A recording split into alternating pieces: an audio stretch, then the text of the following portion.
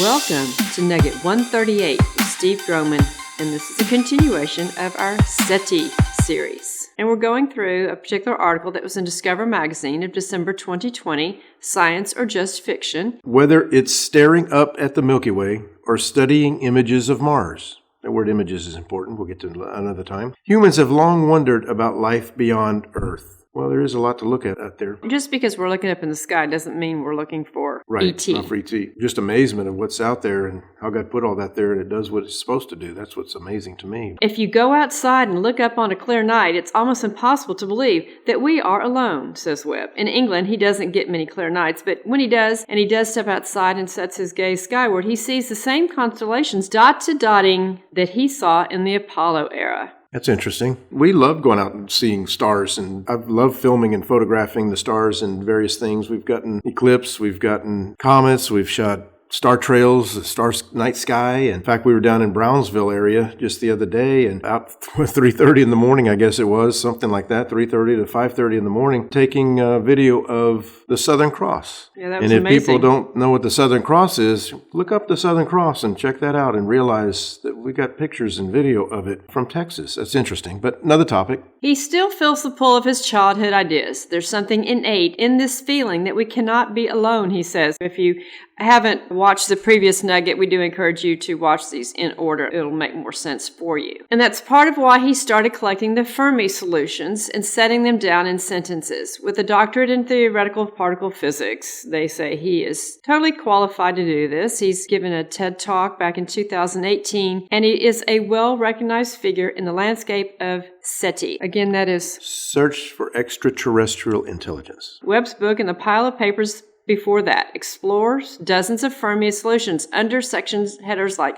they are or were here and they exist, but we have yet to see or hear from them. So he's just really trying to find an answer to this question, is there life beyond Right, because the assumption is if we're here, they're here, and if we have a desire to get out there, then they would have a desire to get out there, and eventually those two out there are going to somehow cross paths. So he's just been gathering information and learning some quite interesting things, and that's what we're wanting to go through in this article. They talk about how there are hundreds of billions of galaxies and all this, trillions of miles away and dozens and hundreds of light years away, and the vastness of it and everything, the way they present the thing as the whole night sky, the whole cosmos, will say. For us on this one little speck and somebody else on one little speck, to be able to find each other would be it's worse than a needle in a haystack. Yeah, astronomical. It'd be astronomical proportions. He said maybe the aliens like to send messages or signals using neutrinos, nearly massless or barely there particles that don't interact with normal matter's hadrons, hypothetical particles that fly faster than light.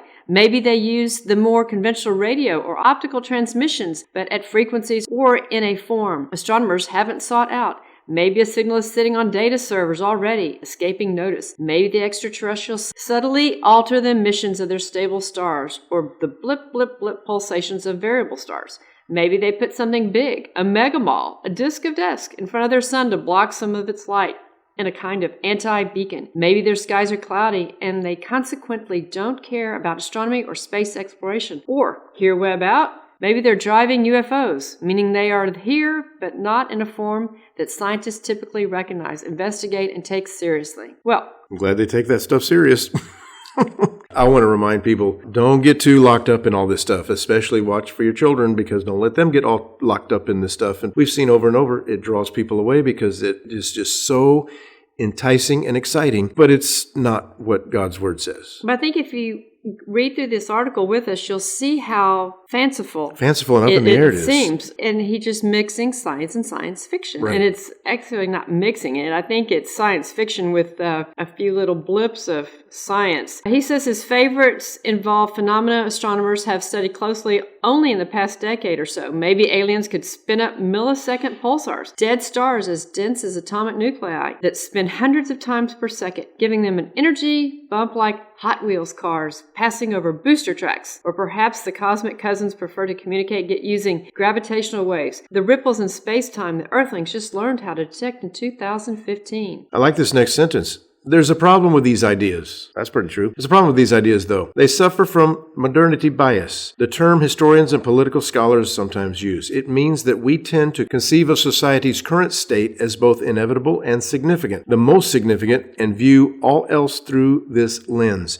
And that's an important statement. I say that over and over through our meetings all these years. Whatever we learn, that's the lens we filter everything through. It goes on. We tend to look at and think about what civilizations might do in terms of our understanding of technology. That's true. We imagine at any given time that aliens might have discovered technology similar to whatever our latest, greatest innovations are. Let me stop right there for a second, because this is actually a very important point. In any given time, when people are enamored with these kinds of concepts and ideas, taught as a fact a lot of times in the textbooks and movies and things, but as you can tell from this article, it just goes on and on about it is pure hypothetical stuff. When it makes it into the media or any other form other than some kind of science textbook, when it makes it into the information that people learn, they actually are taught as though it's science. People are taught as though it's true science, as though it's real, this is really going on. But the truth of the matter is, it is all just make-believe. The problem is, like they're admitting here, and this is the thing I've said for all of these years, on not just this issue, but every issue concerning evolution. Just because this is our understanding at the time and it's taught as a fact, that does not mean it's true. They will come up another time and show that, well, that's not true. This is true, and take another step. But people believe that all the way in the past also. Whatever they were taught, people believe that as a fact, and so therefore they have to come to the realization at some point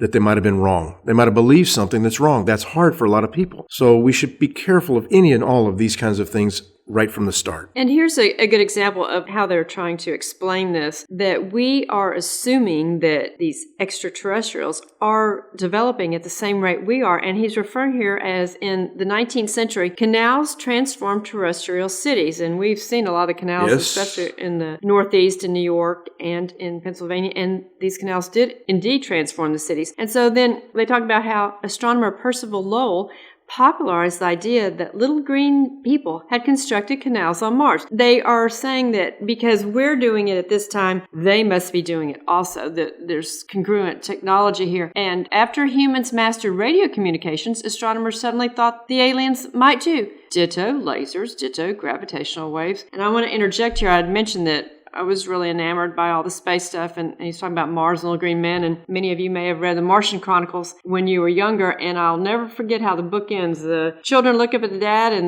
when they're on Mars, and the children ask the dad, "Dad, are there any Martians here?" And he has them look down in the pool of water, and they see their reflections. He goes, "Yes, there are the Martians."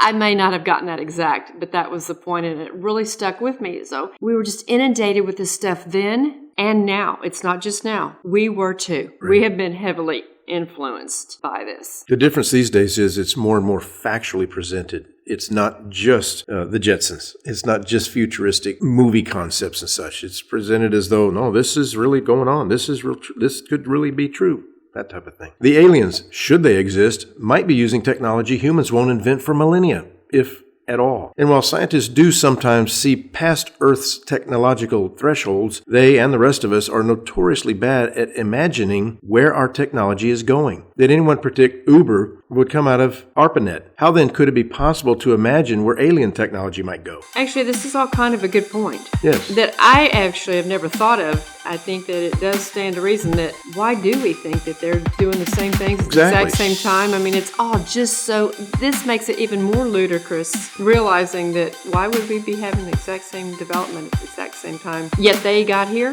and we can't get there. Anyway, I think we'll be wrapping up this nugget and we're going to continue on. And here is a picture of Lowell Observatory where Percival Lowell was and where he, quote, discovered Pluto. And when we went, unfortunately, this past summer, it was closed because of COVID, but we did zoom in and take this one shot of one of their observatories from the street. At least the top of it. At least the top of it. Yeah, it's kind of blurry, but it's the best we could do. A lot of trees, but it is up on a mountain. It is on a hillside, or hilltop, I should say, and we couldn't get there. Closed due to COVID. So sad. Like a few other things. Well, thank you.